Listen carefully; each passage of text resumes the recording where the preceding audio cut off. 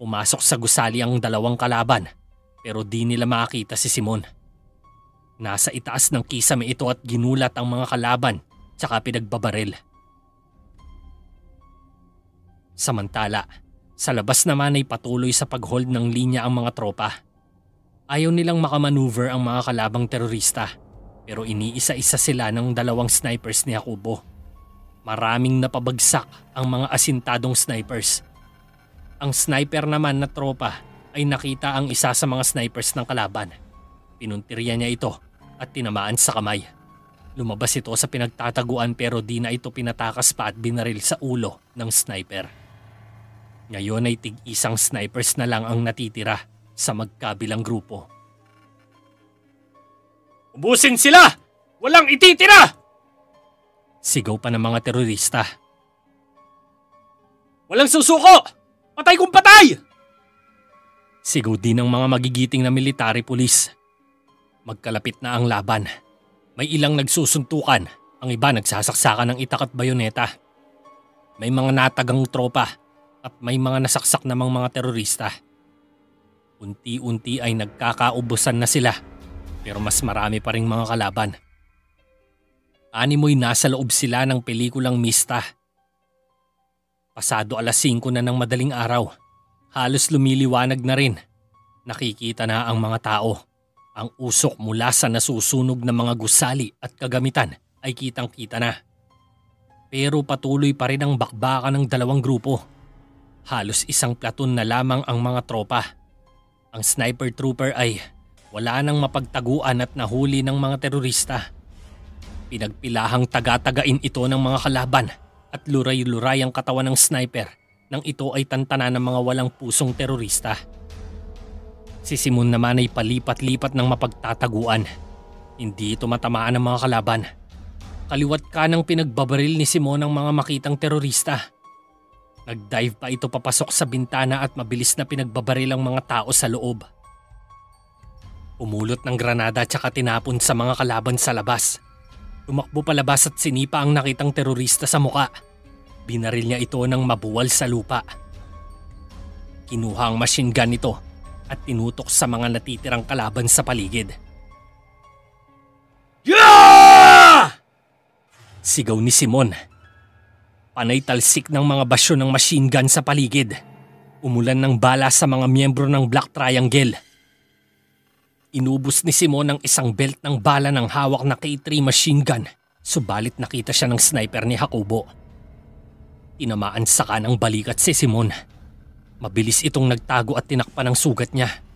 Pinulot ang isang Armalite tsaka pumasok sa isang gusali. Nakita na siya ng mga kalaban at pinalibutan ito. Pinaulanan ng bala ang gusaling pinagtataguan ni Simon. Nakadapa lang siya habang nagtatalsika ng mga sementong nagbitak sa pader.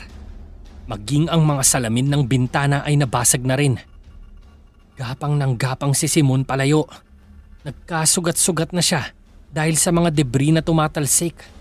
Nagulat na lang ang mga kalaban nang makitang may lumabas na 2 granada mula sa gusali.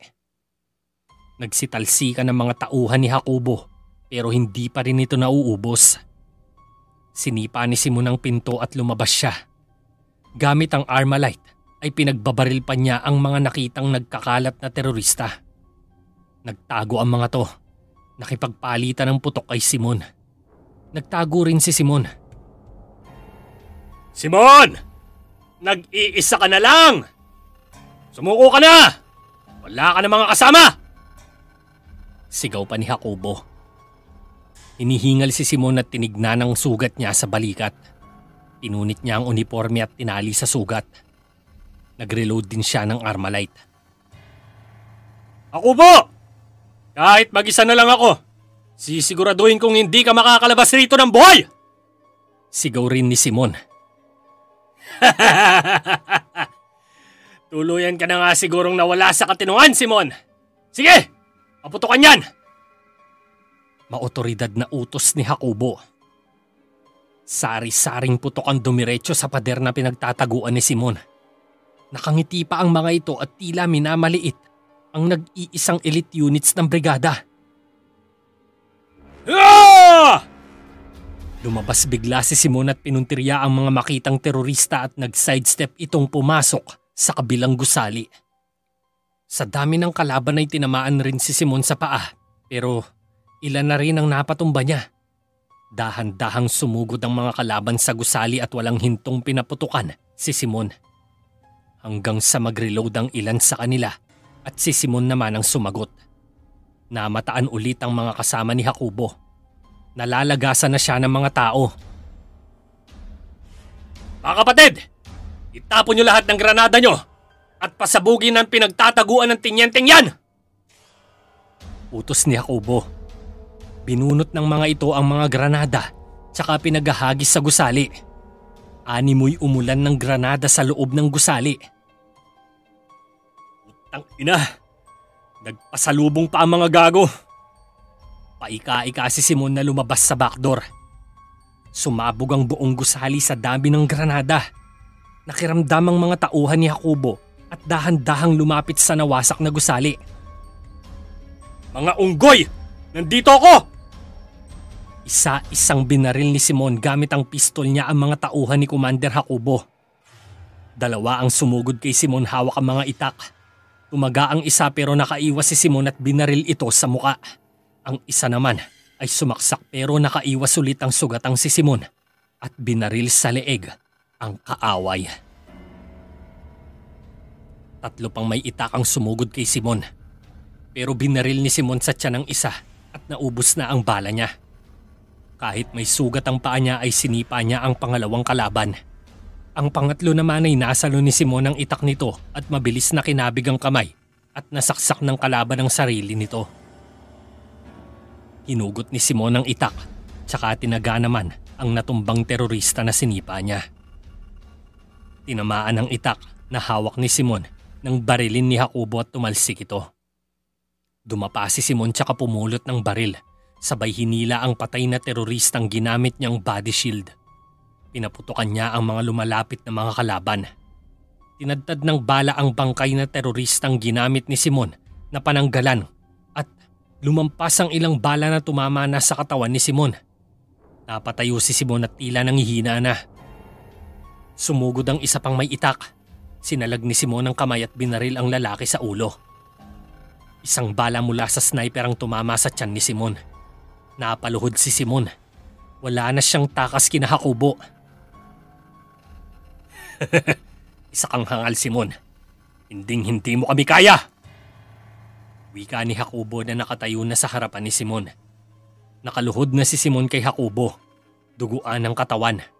Nakaberde na t-shirt na may nakataling damit sa kanang balikat at camouflage na pants at combat boots. Pero halos naliligo na ito ng dugo. Dumura ng dugo si Simon.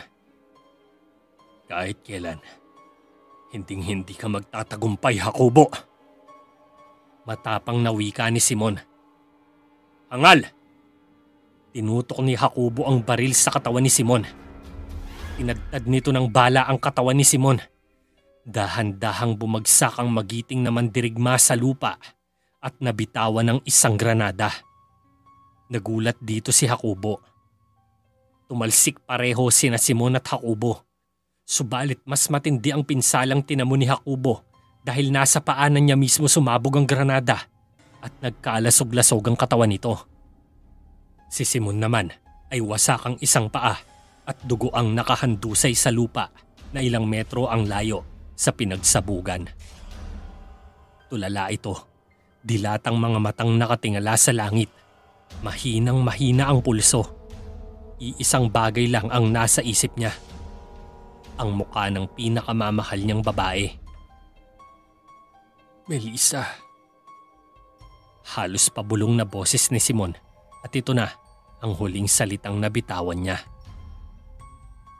Huminto na sa pagtibok ang puso ni Simon at tuluyan na itong pumanaw. Nagbunyi naman ang mga terorista. Namatay naman ang kanilang leader na si Jacobo at kahit nagtagumpay sila sa kampanya laban sa gobyerno, hindi rin ito nagtagal. Dahil mula sa pinagsikatan ng araw ay makikita ang anino ng hukbong panghimpapawid. Maririnig ang tunog ng malalakas na kumpas ng propellers nito. Mga helicopters at daladala ang mga bala ng katarungan.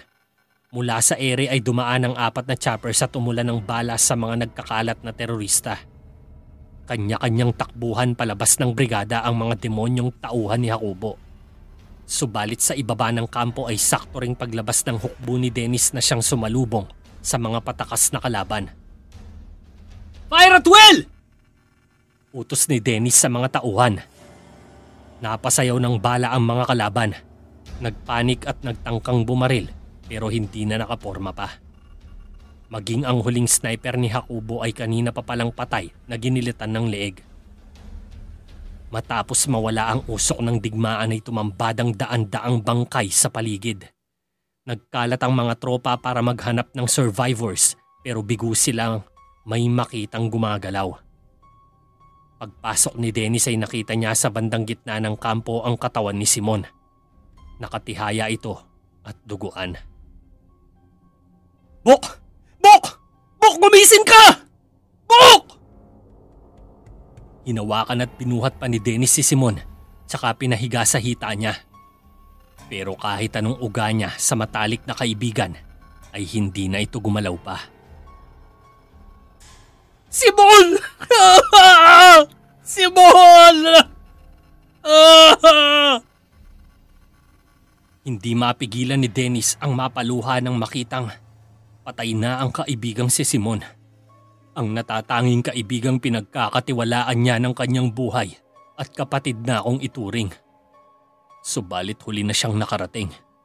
Hindi na niya naabutan pa si Simon na buhay. "Kapatid ko!" Halos mapaos si Dennis sa lakas ng sigaw. Nanginginig sa galit. Gustong pagbayarin si Jacobo at ang mga tao na nasa likod ng pag-ataking ito. Mula naman sa malaking puno na natatakpan ng mga sanga at halamanan, nakatayo ang mandirigmang ninuno at nakatingin ito sa pinagbagsakang parte ng katawan ni Jacobo. Bumigkas ng itim na mahika ang necromancerong si Dimos. "Elemi, tivat, el hadin demonios." Maya-maya ay hinigop na ng lupa ang parte at laman ng katawan ni Jacobo. Nawala na lang ito na parang lumubog sa balabnaw na kumunoy. Ilang araw ang nakalipas, nayanigang buong bansa sa madugong sagupaan ng military police, sundalo at ng Black Triangle. Dahil sa pagkabigo ng operasyon ni Commander Jacobo, ay maingat na pinakawalan ni Mayor Belmonte ang mga bihag at iniwan ang mga ito sa gubat na siya namang nasagip ng tropa ni Dennis. Nagbigay ng address ang presidente ng Pilipinas para sa lahat ng magigiting na mandirigmang namatay sa madugong digmaan. Isang malalim na pagsaludo at respeto ang inialay ng buong bansa sa mga tropang nagbuwis ng buhay para proteksyonan ang kalayaan ng mga mamamayan. Samantala, nawalan ng malay si Melissa nang mabalitaang hindi nakaligtas si Simon sa pag-atake. Na-hospitalize ito at pinag-iingat ng doktor dahil siya ay nagdadalang tao. Araw-araw ay iyak ng iyak si Melissa sa kanyang higaan. Hawak-hawak niya ang kwintas na ibinigay sa kanya ng minamahal niyang si Simon. Isang araw ay bumisita sa kanya si Dennis. Niyakap ni Melissa ng mahigpit ang lalaki. Kinamusta naman ni Dennis si Melissa. "Kamusta ka na, Melissa?"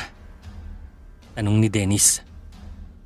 "Hindi ko alam kung paano ko sasagutin ang tanong mo, Dennis," sagot ni Melissa. "Humihingi ako ng kapatawaran sa iyo, Melissa. Bigo akong mailigtas siya."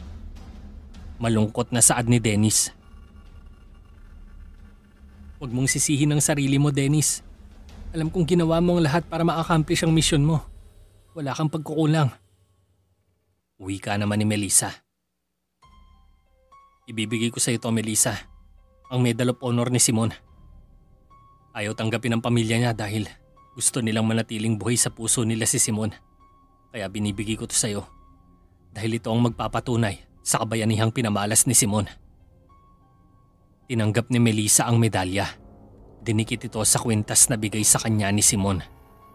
Napansin naman nito ni Dennis at ngumiti ito kay Melissa dahil alam nitong galing ito sa kanyang kaibigan. Biglang may kumatok at pinagbuksan nito ni Mr. Hawkins.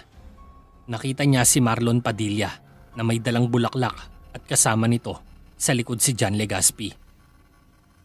"Ah, Sarge Padilla, napabisita kayo?" tanong ni Melissa. "Come in, iho." Wika naman ni Mr. Hawkins. Tumayo si Dennis at tinignan ng dalawang pulis. Ito po Ma'am Melissa. Bulaklak po para sa inyo." Sabay abot ni Marlon ang bulaklak kay Melissa. Thanks. Napadaan kayo?" Kasunod na tanong ni Melissa. "Actually po sinamahan ko lang tong partner ko kasi buntis po ang asawa niya. Mag-isang buwan na, kaso medyo masama ang pakiramdam kaya naisugot dito ng partner ko sa ospital." Sagot naman ni Marlon.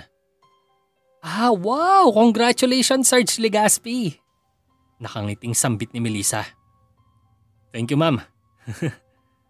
Ngumiti rin si Legaspi. Sige po, alis na po kami. Pasensya na po sa abala."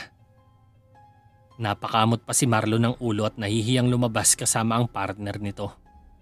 Napailing lang ng ulo si Dennis. Tila matalas ang titig sa dalawang pulis. "Sino mga yun? Ang lalakas pa ng loob na pumasok rito?" tanong ni Dennis. Naku, pagpasensyahan mo na sila, Dennis. Actually, utang ko sa kanila ang buhay ko. Muntik na kasi akong gahasain noon ni Joshua, buti nailigtas nila ako. Paliwanag naman ni Melissa. Oo, narinig ko nga. Nako, pasalamat ang hayop na Joshua na yon at hindi nabutan ni Boksimon. Kundi sabog-sabog ang mukha nun. Wika pa ni Dennis. Wala na rin si Joshua, Dennis. Kaya relax ka lang. Bahagyang nakangiti si Melissa at inamoy ang mga bulaklak. Bueno, alis na muna ako, Melissa. Sir Hawkins, tutuloy na po ako. Paalam ni Dennis sa mag-ama. Okay, iho. Stay safe. Uminto si Dennis sa pinto at humarap kay Melissa. Melissa, pinapangako ko sa iyong bibigyan ko ng hustisya ang pagkamatay ni Simon. Pangako yan. Sabay ngumiti ng bahagya si Dennis. Okay Dennis, salamat. Tumango naman si Dennis bago lumabas ng silid. Pagkalipas ng isang buwan, sa isang resort sa San Vicente, nag-e-enjoy ang pamilya ni Mayor Belmonte sa resort. Nagbakasyon dito ang mayor at nagpapalamig dahil medyo mainit pa rin ang issue tungkol sa nangyari sa Santo Tomas. Abala ito sa pakikipagkwentuhan sa asawa at mga pinsan nang may isang lalaking lumapit sa kanila at may fedora hat at dark glasses. Napahinto sa pag-uusap ang mga kasama ni Belmonte. Mayor Belmonte, wika ng lalaki. Anong kailangan mo? Tanong ni Mayor. Biglang bumunot ng caliber 45 ang lalaki tsaka tinutok sa Mayor. Para kay Simon. Sagot ng lalaki. Dito na umalingaw-ngaw ang putok ng baril. Nagsigawan ng mga pamilya ni Mayor. Burdado na ng bala ang dibdib ni Mayor. Mabilis namang nakatakas ang di pa nakikilalang lalaki. Sumakay ito sa motor at pinaharurot. Naiwang traumatized ang pamilya ni Mayor Belmonte. Huli na nang makarating ang guard ng resort. Umuungol si Melissa. Sige pa po, ire pa! Wika ng midwife. Isa pang malakas na ire at narinig na ni Melissa ang iyak ng sanggol niya. Iyak ng iyak ang bagong sanggol ni Melissa. Lalaki po ang anak niyo, Miss Hawkins. Congratulations! Pagbati ng doktor na may hawak ng sanggol ni Melissa. Ano po gusto niyo ipangalan sa baby? Tanong naman ng nurse na assistant. Nurse, wag mo munang kunin ang pangalan. Wika pa ng midwife. Okay lang po. Gusto kong ipangalan sa baby ko. Napaisip sandali si Melissa at naalala ang heart pendant na kwintas. Tinanong pa ni Melissa noon kung ano ang tawag ni Simon sa kwintas niya. Sumagot lang si Simon na swerte sa kanya ito at sana ito ang maging pangalan ng magiging anak niya balang araw. Ano pong name ng baby, ma'am? Tanong pa ulit ng nurse. Nathaniel. Yan ang gusto kong maging pangalan ng anak ko. Wika ni Melissa.